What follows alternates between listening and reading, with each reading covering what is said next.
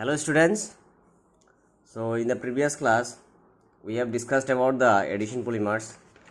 and the examples of addition polymers was polythene in low density polythene, high density polythene, polypropylene,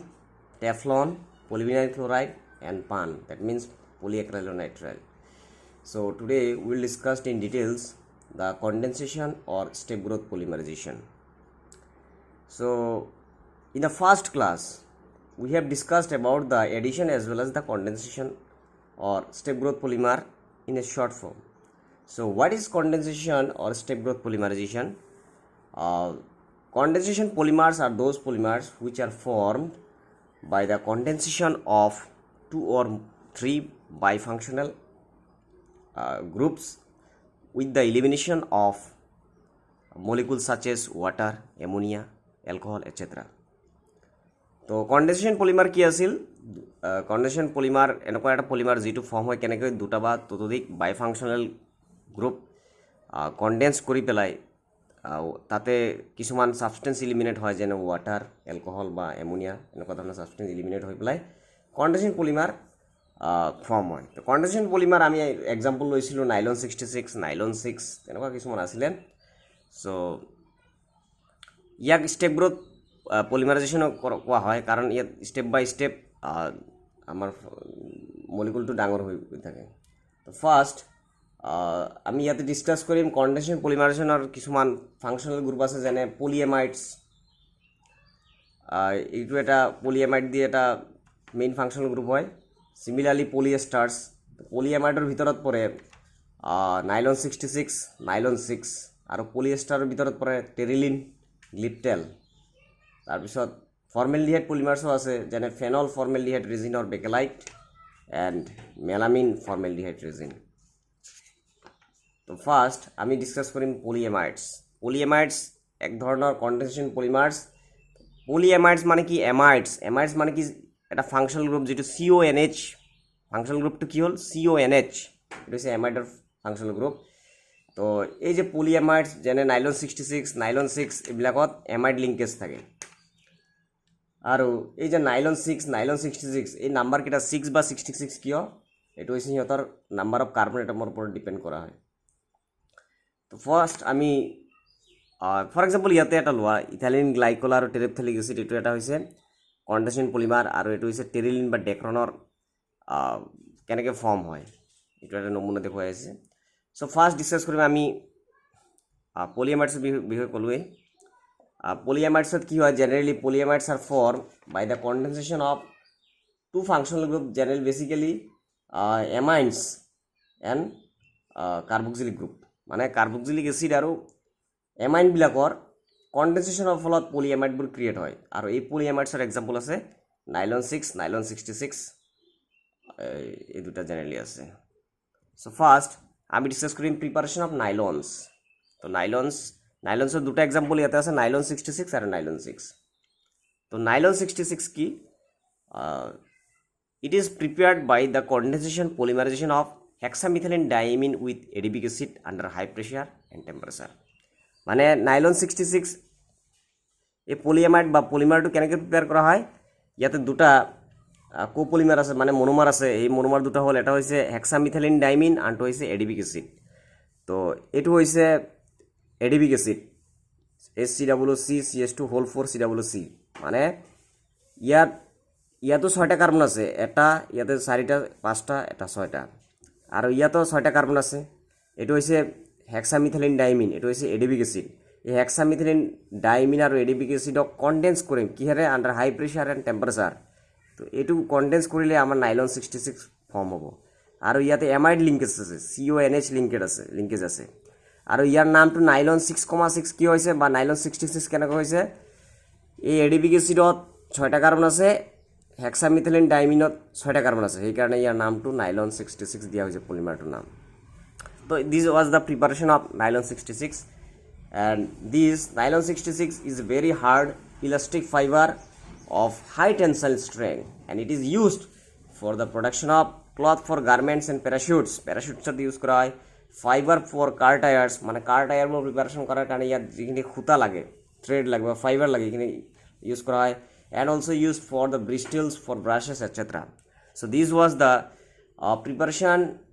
and properties and uses of nylon 66. তো ইয়াতে generally সুধিব nylon 66 মনোমাৰ দুটা কি হেক্সামেথিলিন ডাইমিন আৰু এডিবিক acid আৰু ইউজেছটো কি ইয়াৰ ইউজেছটো হৈছে পেৰাশুট বনোৱাত ইউজ কৰা হয় কাৰ টায়াৰ বনোৱাত ইউজ কৰা হয় নিশ্চয় তোমালোকে গম পাইছা তো এইটো আছিল নাইলন 66 তাৰপিছত আৰু এটা পলিএমাইড মানে আৰু এটা কনডেনসেশ্যন পলিমাৰৰ এক্সাম্পল হৈছে নাইলন 6 সো নাইলন 6 কেনেকৈ প্ৰিপেয়াৰ কৰা হয় So it is prepared by heating caprolactam with a water at a high temperature. Caprolactam. ইয়াতে এটাই মনোমাৰ আছে দেই এটাই মনোমাৰ ইয়াতে দুটা মনোমাৰ নাই বা ইয়াতে কোপলিমাৰ নাই ইয়াতে হোমোপলিমাৰ বুলি কোৱা হয় এটাই মনোমাৰ আছে আৰু সেই মনোমাৰটো হৈছে caprolactam আৰু এই caprolactam কেনেকৈ প্ৰিপেয়াৰ কৰা হয় ৱাটাৰৰ লগত হাই টেম্পাৰেচাৰ প্ৰেছাৰ দিলে প্ৰিপেয়াৰ কৰা হয় ইন প্ৰেজেন্স অফ সাৰ্টেন ক্যাটালিস্ট তো এইটো হৈছে কেপ্ৰলেক্টাম আৰু ইয়াতো নাইলন 6 কিয় দিয়া হৈছে ইয়াতো 6টা কাৰ্বন আছে 1 2 3 4 5 6টা তো এইটো আন্ডাৰ হাই টেম্পাৰেচাৰ দিলে এইটো নাইলন 6 প্ৰডিউসড হয় সো এই নাইলন 6 ইয়াৰ ইউজেস কি nylon 6 is used for the manufacture of tyre cords fabrics and mountaineering ropes মানে পৰ্বতাৰোহীবিলাকে যেনে এভাৰেস্ট ট্ৰেভাৰ্ছৰ যে পৰ্বতাৰোহীবিলাকে ৰছী যিবিলাক ইউজ কৰা এইবোৰ প্ৰিপেয়াৰ কৰাত নাইলন 6 ইউজ কৰা হয় সো এইটো আছিল নাইলন 6 আৰু নাইলন 66 পলিএমাইডস বা কনডেনসেশন পলিমাৰ্স নেক্সট ডিসকাস কৰিম আমি পলিএস্টাৰ্স পলিএস্টাৰ্স কি বস্তু হয় পলিএস্টাৰ্স are also a polymer in which it is formed by the condensation of generally dicarboxylic acid and diols মনত ৰাখিবা আমি পলিএমাইডত দুটা ফাংশনাল গ্ৰুপ আছিল এটা আছিল এমাইনস আনটো আছিল কাৰ্বক্সিলিক এসিড কিন্তু পলিএস্টাৰ আৰু ইয়াতে কি পলিএস্টাৰত দুটা ফাংশনাল গ্ৰুপ হৈছে কাৰ্বক্সিলিক এসিড আৰু ডাইঅল মানে দুটা এলকোহলিক গ্ৰুপ থাকিব সো ইয়াৰ কিছুমান এক্সাম্পল হৈছে টেৰিলিন অৰ ডেক্ৰন এণ্ড গ্লিপটাল এই দুটা হৈছে মেইন এক্সাম্পলস পলিএস্টাৰৰ তো পলিএস্টাৰত পলি মিন্স মেনি আৰু লগতে আছে এস্টাৰ মানে ইয়াতে এস্টাৰ লিংকেজ আছে পলিএমাইডস আগৰটো আছিল পলিএমাইডস মানে তাতে এমাইড লিংকেজ আছিল CONS লিংকেজ আছিল আৰু ইয়াতে আছে এস্টাৰ লিংকেজ এস্টাৰৰ ফাংশনাল গ্ৰুপ কি CWR তো ফাৰ্স্ট আমি ডিসকাস কৰিম টেৰিলিন বা ডেক্ৰন কেনেকৈ প্ৰিপেয়াৰ কৰা হয় সো ডেক্ৰন বা টেৰিলিন প্ৰিপেয়াৰ কৰা হয় ইয়াতে দুটা মনোমাৰ আছে এটা হৈছে টেৰিপথেলিক এসিড আনটো হৈছে ইথাইলিন গ্লাইকল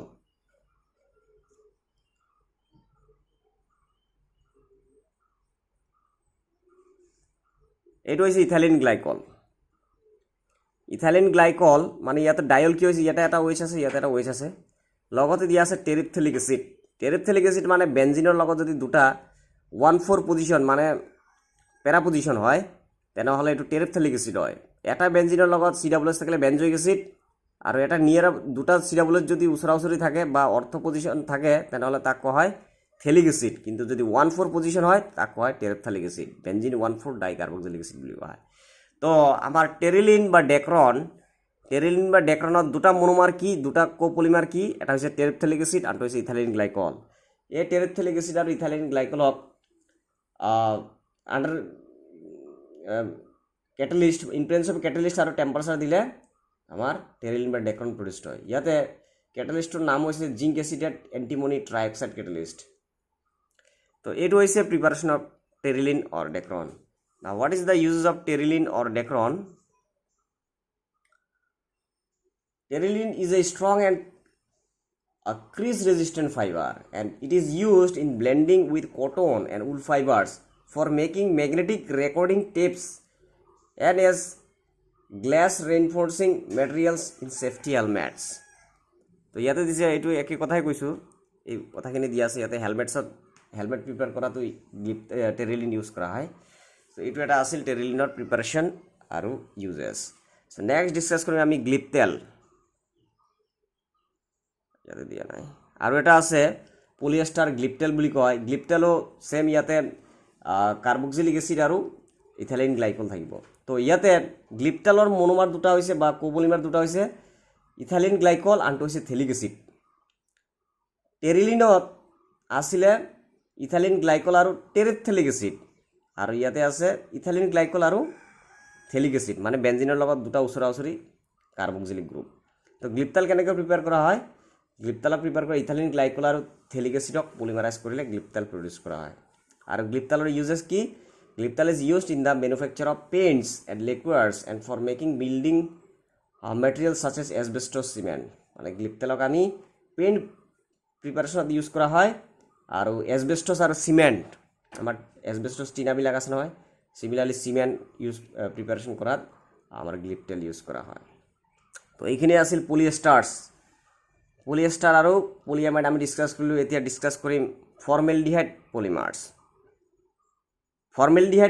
ফৰ্মেলডিহাইড মানে কি ফৰ্মেলডিহাইড কিহৰ ফৰ্মেলডিহাইড মানে ইয়াৰ ফাংচনেল গ্ৰুপ কি আছে এলডিহাইড আছে এলডিহাইডৰ ফাংচনেল গ্ৰুপ কি CHO তো ফৰ্মেলডিহাইড হৈছে মিথানেল হৈছে তাৰ IUPAC নেম আৰু ফৰ্মেলডিহাইড হৈছে মিথানেলৰ কমন নেম মানে ফৰ্মেলডিহাইডটো হৈছে কমন নেম তো ফৰ্মেলডিহাইড পলিমাৰ্ছ বা ইয়াক ফিনল পলিমাৰ্ছ বুলি কোৱা হয় ইয়াৰ কিছুমান এক্সাম্পল আছে যেনে phenol formaldehyde and melamine formaldehyde মানে আমি জেনেৰেলি বেকেলাইট বুলি কওঁ যেতিয়া টিভিৰ বাকচ বুলি কৈছিলোঁ আগতে তো বেকেলাইটত কি আছে ফিনল আছে আৰু ফৰ্মেলডিহাইড আছে এই দুটা হৈছে সিহঁতৰ মনোমাৰ আৰু এটা আছে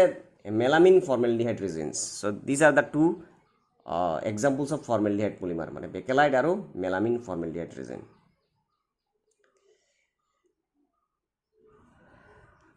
তো ফাৰ্ষ্ট আমি ডিছকাছ কৰিম বেকেলাইট ভেৰি ইম্পৰ্টেণ্ট পৰীক্ষাত কেইবাবাৰো আহিছে বেকেলাইট বা ফিনল ফৰ্মেলডিহাইড ৰেজিন বুলি কোৱা হয় এই বস্তুটো কি তো বেকেলাইট হৈছে এটা polymers bakelite was first prepared industrially from phenol and formaldehyde মানে বেকেলাইটৰ মনোমাৰ দুটা হৈছে বা কোপলিমাৰ দুটা হৈছে ফিনল আৰু ফৰ্মেলডিহাইড আৰু এইটো কোনে প্ৰিপেয়াৰ কৰিছিল বাই LH বেকেলেণ্ড ইন 1909 মানে 1909 চনত LH বেকেলেণ্ড বোলা চাইণ্টিষ্টে প্ৰিপেয়াৰ কৰিছিল আৰু ইয়াৰ নাম বেকেলাইট কিয় দিয়া হৈছে তাৰ নামৰ পৰা তাৰ চাইণ্টিষ্টজনৰ নাম হৈছে বেকেলেণ্ড সেইকাৰণে ইয়াৰ নাম বেকেলাইট দিয়া হৈছে এতিয়া এই বেকেলাইট বা ফৰ্মেলডিহাইড ফিনল ৰেজিনটো কেনেকৈ প্ৰিপেয়াৰ কৰা হয় এট ফাৰ্ষ্ট কি কৰিব ফিনল আৰু ফৰ্মেলডিহাইড ফিনল হ'ল C6H5OH মানে বেঞ্জিনৰ লগত OH গ্ৰুপ আৰু ফৰ্মেলডিহাইড HCHO প্ৰথমে ফিনল আৰু ফৰ্মেলডিহাইডক ইন প্ৰেজেন্স অফ বেছ কেটালিষ্ট ৰিয়েক্ট কৰিম লগত কি প্ৰডিউচ হ'ব এটা অৰ্থ আৰু এটা পেৰা হাইড্ৰক্সি মিথাইল ফেনল প্ৰডিউচ হ'ব মানে এইটো হৈছে ফিনল এইটো হৈছে ফৰ্মেলডিহাইড এই ফিনল আৰু ফৰ্মেলডিহাইডে ইন প্ৰেজেন্স অফ বেছ এণ্ড কেটালিষ্ট ৰিয়েক্ট কৰিলে কি হ'ব এটা অৰ্থ আৰু এটা পেৰা হাইড্ৰক্সি মিথাইল ফিনল প্ৰডিউচ হ'ব এইটো হৈছে অৰ্থ এইটো হৈছে পেৰা মিথাইল হাইড্ৰক্সি ফিনল চ' এই দুটা কম্পাউণ্ড আকৌ ফিনলৰ লগত ৰিয়েক্ট কৰি এটা লিনিয়াৰ ষ্ট্ৰাকচাৰ প্ৰডিউচ কৰিব যাক আমি নবুলাক বুলি ক'ম আৰু নবুলাকটো ইয়াতে গোটেইকেইটা বেঞ্জিন লিংকেজ আছে ডেট মিনছ এট ফাৰ্ষ্ট কি কৰিব ফিনল আৰু ফৰ্মেলডিহাইড ৰিয়েক্ট কৰিব তো দুটা এটা অৰ্থ আৰু এটা পেৰা হাইড্ৰক্সি মিথাইল ফিনল